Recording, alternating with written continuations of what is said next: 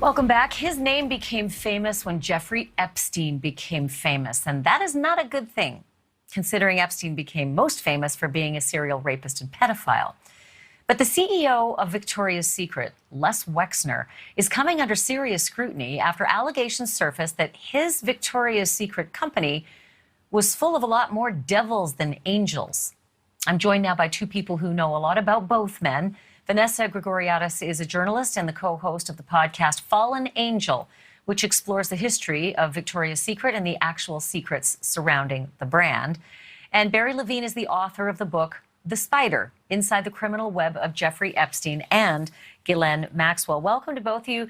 So, Vanessa, let me start with you. I suppose since you know so much about Les and Victoria's Secret and also Jeffrey Epstein, all of the secrets that are being unraveled in this Hulu documentary, they don't come as a surprise to you.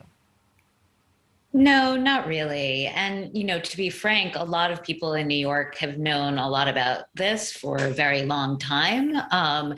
Their relationship was always remarked upon as extremely strange. I mean, it seemed like it was very symbiotic, where Wexner had a lot of wealth and Jeffrey had a lot of social connections, and the two of them together were really like out and about in society. I mean, I think it's thought that, Jeffrey Epstein had about $400 million that is attributable to Wexner.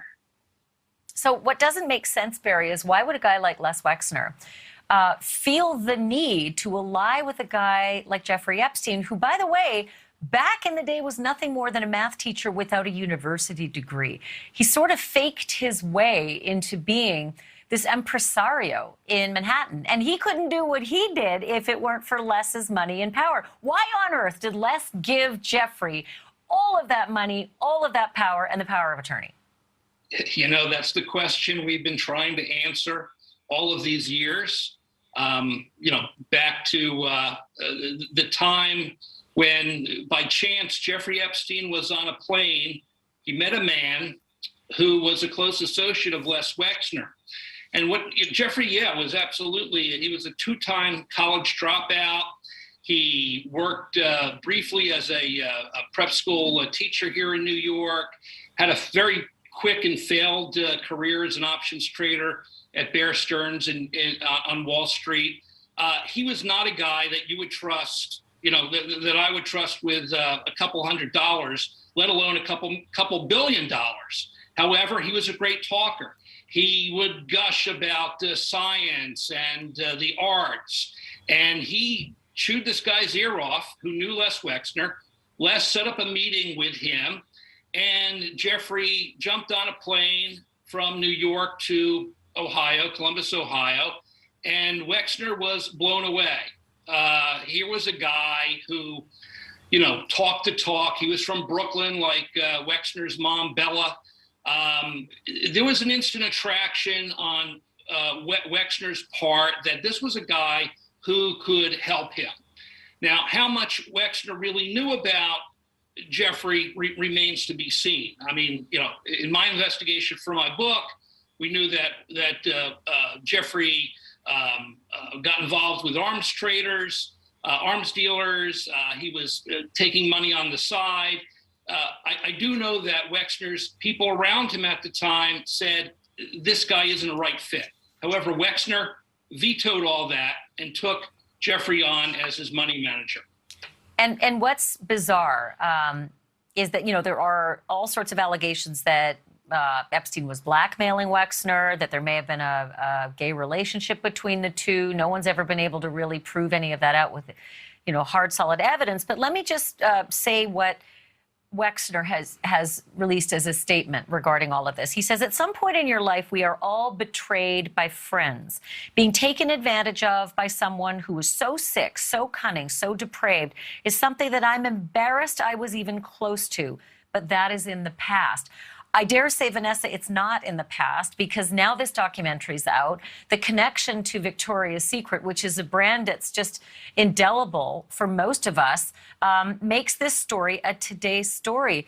What is the worst thing that's being alleged happened to those Victoria's Secret's models at the hands of Jeffrey Epstein and others in the company who may have been of his ilk?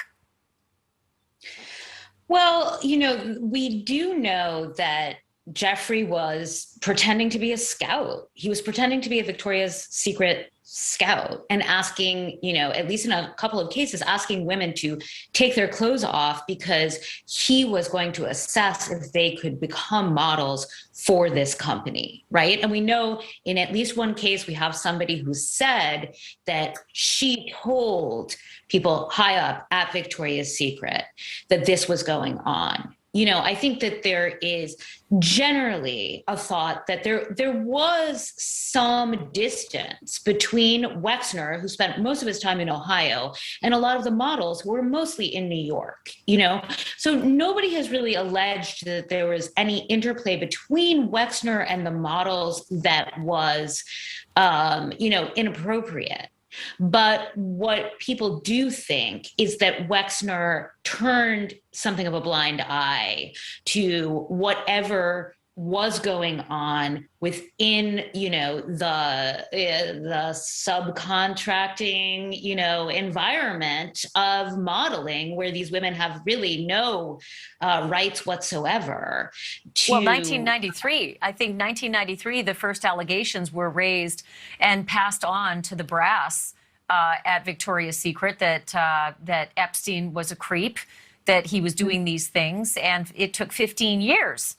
15 years before Les Wexner decided to sever ties with that guy. Just one last thought, Barry. Sometimes when these news stories break, more women feel empowered to come out and say what happened to them. That's what happened with Cosby. That's what happened even with Donald Trump. A lot of allegations came out as others came out. Sometimes it's people looking for fame. Other times it's people saying, I feel powerful now because there are others. What do you suppose is going to happen here? Well, I do know this. The onion is beginning to peel in the sense that we finally, because of this documentary, have an acknowledgement from Les Wexner that he was informed in 1993 that Jeffrey was posing as a scout for Victoria's Secret. He claims that his people claim that Les took Epstein aside, made it very clear to him that had to stop immediately. However, 2 years later, 2 or 3 years later, Jeffrey is still using the Victoria's Secret scam. He attacked a model in Santa Monica, California. She tried to file a police report back in New York. It didn't go anywhere. She contacted the FBI. A year after that, a woman named Maria Farmer was attacked by Jeffrey and Ghislaine Maxwell in the guest house on Les Wexner's property. Wexner and that began a lot of the dominoes that led to the federal case. I have to wrap it there, but didn't know anything about it, which is amazing. Right. And I think what's critical in all of this is that, statutes of limitations can often play ugly in people who are looking for justice in all of this, but sometimes they don't, depending on people's ages. So it'll be interesting to see what happens. Thank you both. Really appreciate you coming on. Vanessa Grigoriadis and Barry Levine, appreciate your time. Thank you. Thank you for watching. Go to newsnationnow.com to find NewsNation on your television provider. And don't forget to click the red subscribe button below to get more of NewsNation's fact-driven, unbiased coverage.